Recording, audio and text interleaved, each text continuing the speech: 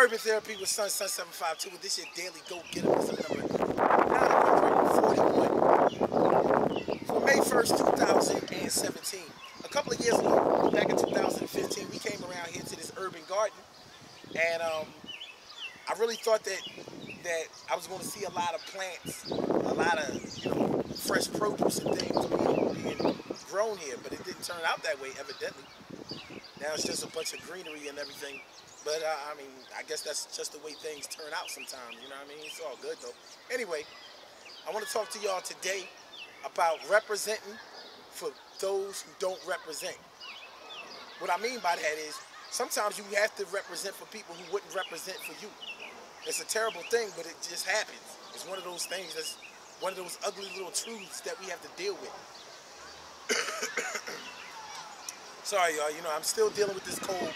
I ain't all the way out of the woods yet, but I'm working on it, and I'm going to get it together. Everything's going to be aight. It's going to be aight. Anyway, represent for those who wouldn't represent for you. Sometimes you have to do it.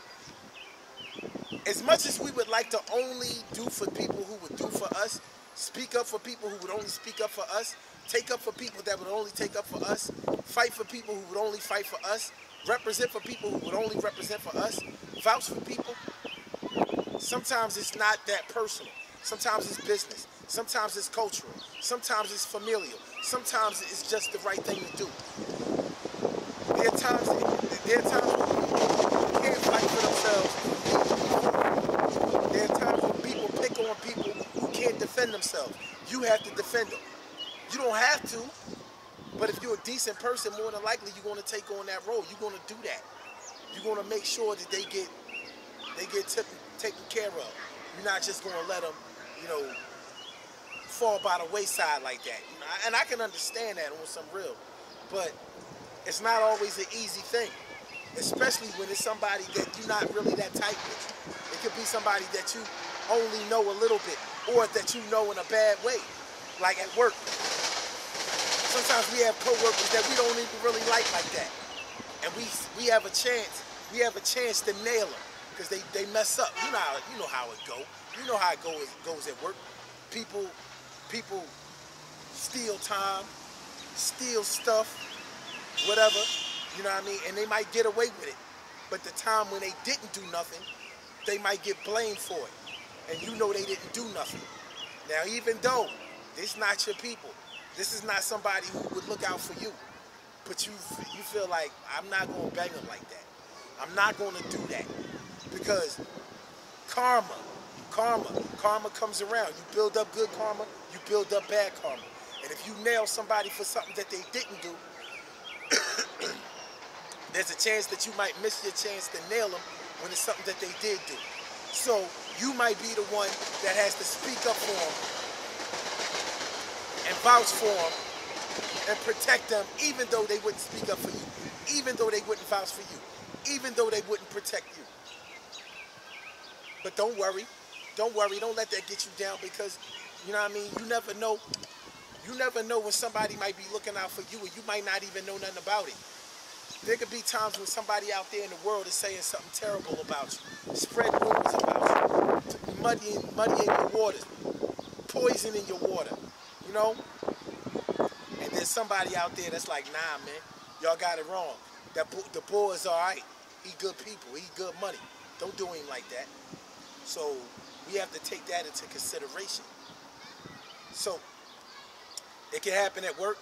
It can happen with family. There are plenty of family members that we come running for, like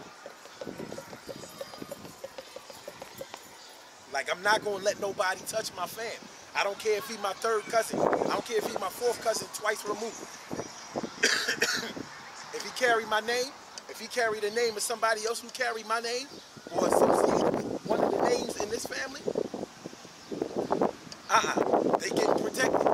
Even though we may have had a falling out, even though they may have slimeballed you, even though they don't represent for you like family the way you about to represent for them, you might still have to do it. You might still have to do it. That's just the way it goes. The military. People sign up for the services all the time. And they think that they're fighting for freedom. They think that they're fighting for democracy. They think that they're fighting you know, to make sure that we're able to live our way of life. When in all reality, our way of life, our freedom has never been in jeopardy in any war. Not Iraq, not Afghanistan, not Desert Storm, not not Vietnam, not Korea, not World War II, World War I, Civil War. Never, never. Our way of life, our democracy, our freedom has never been in jeopardy. That's why we always fight overseas. We take the fight to somebody else. Most of our soldiers don't know that. The reason that we go to war in the first place is so we can occupy the territory if we win. Watch what happens after we win a war. What happens? We stay there for a while. That's an invasion. We don't call it an invasion. We call it occupying the territory. So we can take one of their guys that we have trained, put him in there, so he'll do our bidding. But while we're there occupying the territory, we're stealing. We're stealing all of their resources, their jewelry, whatever's below the soil, their oil, like in Iraq, their drugs, like in Afghanistan. I don't know if y'all remember important movements ever in this country. That was Occupy Wall Street about 4 or 5 years ago. Occupy Wall Street. Yeah.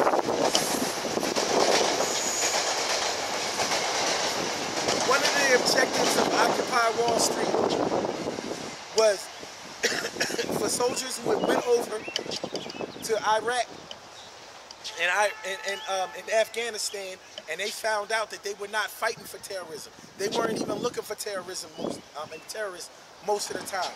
All they were doing over there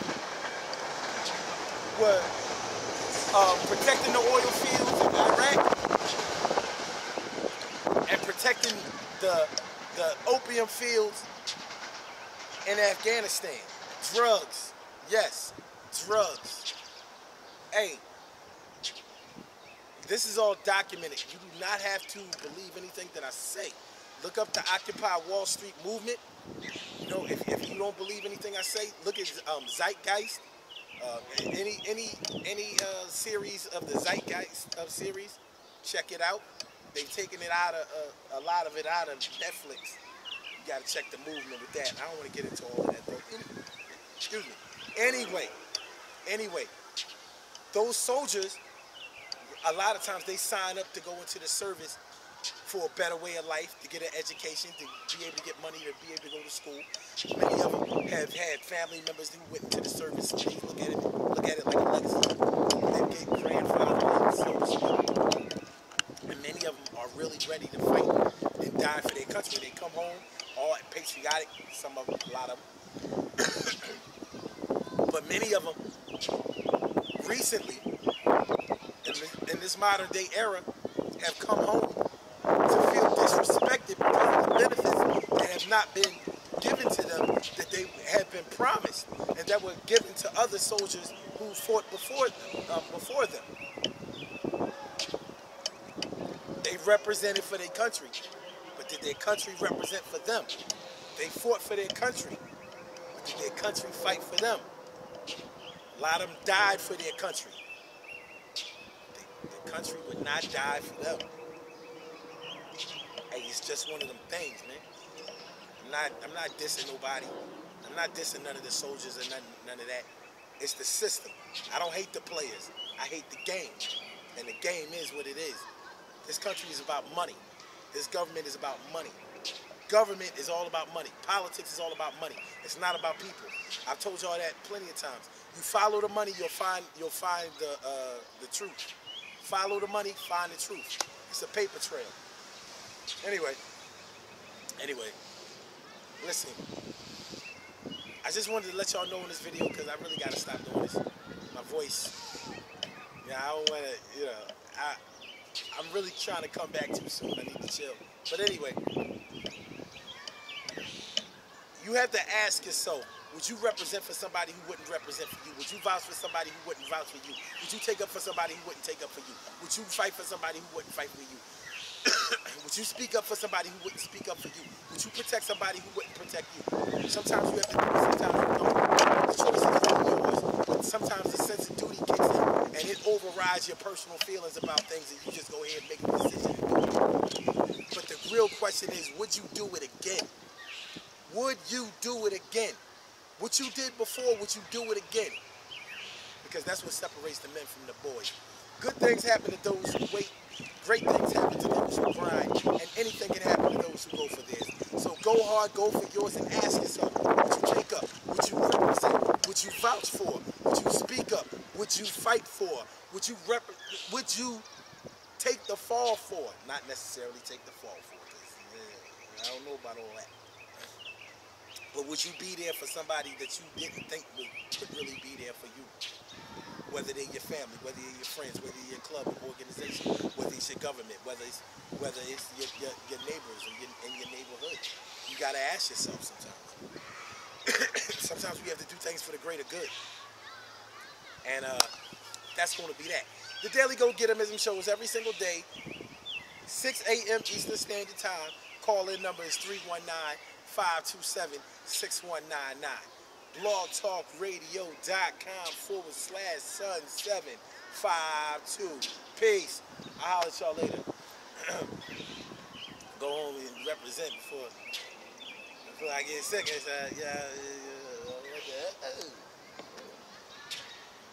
Peace. I already said peace, but I'm going to say peace again. Peace.